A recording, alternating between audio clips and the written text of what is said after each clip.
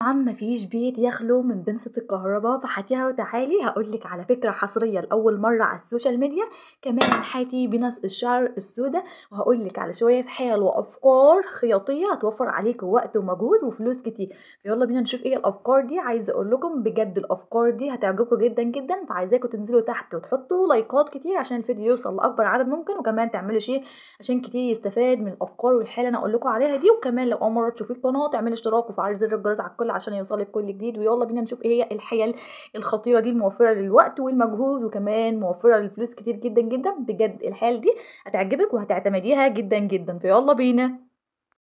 الحيلة بقى رقم 1، الموقف ده فعلًا من أكتر المواقف المحرجة جدًا، جدًا اللي بتقابل كتير مننا، إنِّك كل شوية تقفلي سوستة الجيبة أو البنطلون، أو أنت برضك كل شوية السوستة تتفتح معاك، بيبقى الموقف ده زبالة جدًا، جدًا. كل اللي إحنا هنحتاجه في الفكرة دي، هنحتاج لأي ميدالية مفتاح أو أي ميدالية بوك تمام كده، وهتبدئي تدخليها في قلب السوستة هتدخل معاكِ بكل سهولة، وبعد كده تدخليها في قلب الزرار، ما بتبانش معاكِ أبدًا، أبدًا، وشكلها حلو ما بيبانش، والفكرة عملية جدًا، جدًا، اعتمديها بجد الفكرة حلوة أوي، أوي. الحيلة بقى رقم 2، الموقف ده برضك من المواقف اللي بتقابل كتير مننا، بيبقى يحصل له زيادة في الوزن، فالحاجات القديمة بتاعته سواء بقى بنطلون أو أنتِ بنت أو الجيبة ما عادش بتقفل معاكِ، فكل اللي إحنا هنحتاجه في الفكرة دي، لو أنتِ زدتِ شوية صغيرين هتجيبي توكة شعر تمام كده أستك، وهتبدئي تلفيها على الزرار لفتين، وبعد كده تخرجيها من قلب عروة البنطلون أو الجيبة، وبعد كده تخليها هتلبسيها في الزرار بالشكل ده، مستحيل تتفكي معاكي، بتديكي وسع حوالي 2 سنتي 3 سنتي، وبجد عملية أو مستحيل إنها تتفكي معاكي، اعتمديها وجربيها.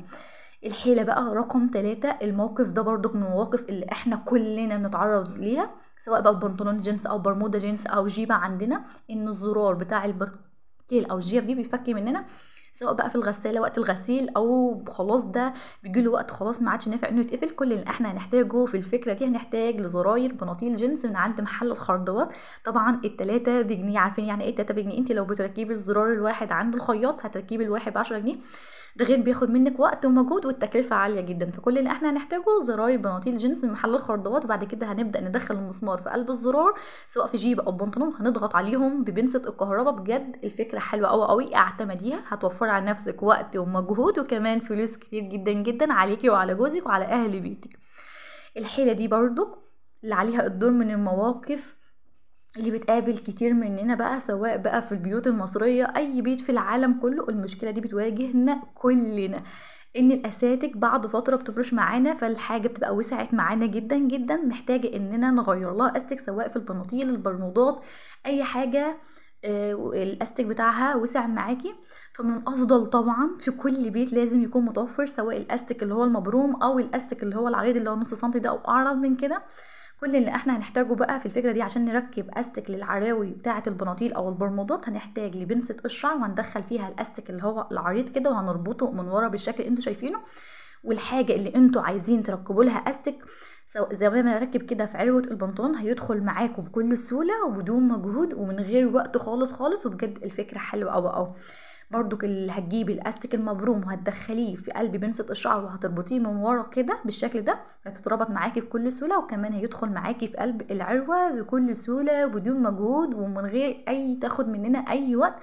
بجد الافكار دي حلوه جدا جدا، اعتمديها. ولو وصلتي معايا لحد هنا اعملي لايك.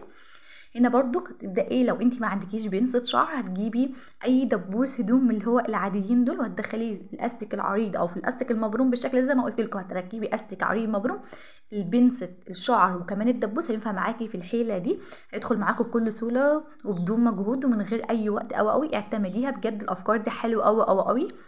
سواء بقى انت خياطه عندك بكره استك او انت عندك في البيت بكره استك، عشان كل ما تتعرضي لهدوم عندك وسعت وعايزه تركبي لها استك فكل شويه بكره الاستك تتفك معاكي كده بالشكل ده، طبعا بكره الاستك هتتهدر مننا وهتبوظ معانا.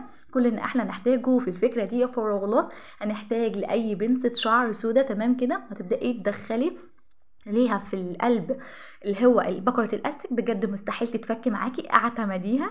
من اكتر الحاجات برضك اللي بتواجهنا كلنا وقت لضم ابرة الخياطة ان الخيط ما بيدخلش معانا بكل سهولة، وبياخد مننا وقت شوية ومجهود، وبيخلينا نزهق اننا ندخل الخيط في قلب الابرة. فلو انت بقى ما عندكيش لضمة تدخلي بيها الخيط في قلب الابرة، كل اللي احنا هنحتاجه ورقة كراسة بيضة خالص، او هنحتاج لورقة امونيوم تبقى حاجة عكس الاضاءة عشان تدخل معاكي في الابرة بكل سهولة وما تاخدش معاكي وقت ومجهود، زي ما بتركبي الخيط لوحده كده من غير اي حاجه تعكس الاضاءه. تمام، تبداي تدخلي الخيط من قلب الورقه في قلب الابره، هتدخل معاكي برضو بكل سهوله، مش هتاخد معاكي وقت زي الطريقه العاديه. اعتمديها برضك. الموقف ده كتير بيقابلنا لو انت عندك ابر خياطه كتير وكل شويه تضيع منك، لا مش عارفه مكانها فين، بتتوهي عنها عشان ما عندكيش حاجه تحتفظي بيها.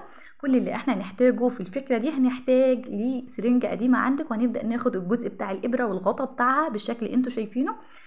فهنشيل بعد كده الابره من قلب السرنجه بالبنسة الكهرباء. تمام، لو انت عايزه تسيبيها عادي، لكن كل ما تيجي تشيلي الغطا ده عشان تاخدي ابره ممكن تتعور، فاحنا نحمي نفسنا ونتفادى من الخطأ ده، ونشيلها باي بنسة عندنا ونرميها، نطبقها كده ونرميها في الزباله عشان برضو ما تعورش اي حيوانات لما انت بترمي الزباله او اي طير. تمام كده. وبعد كده هتاخدي ابر الخياطه بتاعتك وهتدخليها في قلب الغطا بتاع السرنجه، وهتجيبي الجزء اللي هو كان فيه الابره وهتحكمي بيه الغطا بالشكل ده. مستحيل الابر تقع منك ولا تضيع ابدا ابدا. بجد الافكار كلها احلى من بعضها، هتوفر عليكي وقت ومجهود وفلوس كتير جدا. اعتمديها.